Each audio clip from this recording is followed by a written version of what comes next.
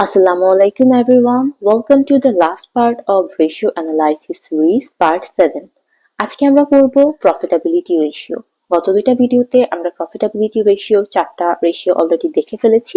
আজকে আমরা দেখব return on total assets and return on equity.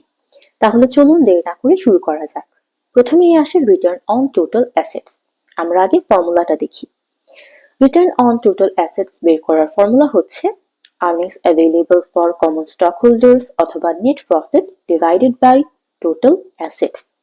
অর্থাৎ এক্ষেত্রে নেট প্রফিট দিয়ে টোটাল অ্যাসেট ভাগ হবে, যে রেজাল্ট আসবে সেটাই হচ্ছে return on total assets. Return on total assets দ্বারা ইন্ডিকেট করা হয় একটা কোম্পানি কতটুকু এফেক্টিভ ভাবে কোম্পানির অ্যাসেট ইউজ করে প্রফিট জেনারেট করছে, টোটাল অ্যাসেটের অগেইনস্টে কত টাকা প্রফিট জেনারেট করা হচ্ছে।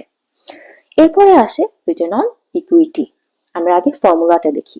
রিটার্ন অন ইকুইটি বের করার ফর্মুলা হচ্ছে earnings available for common stock holders বা net profit divided by common stock equity.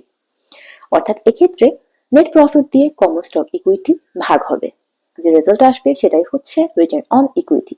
Return on equity দ্বারা ইন্ডিকেট করা হয় কমন স্টক হোল্ডারদের ইনভেস্টমেন্টের অগেইনস্টে কত টাকা নেট প্রফিট জেনারেট হচ্ছে।